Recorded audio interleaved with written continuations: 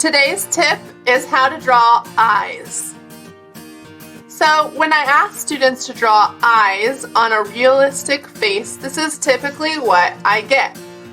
So what's wrong with this? It looks right? If I compare it to my face, looks similar. I have an oval for the face shape and 2 lines for the eyes. So what's the problem? The problem is that these eyes are way too high. That's actually where my eyebrows would go. So the rule when drawing eyes is that they need to go halfway down the face. So if I simply folded this oval in half, that fold line is where the eyes should go. So it would look something more like this.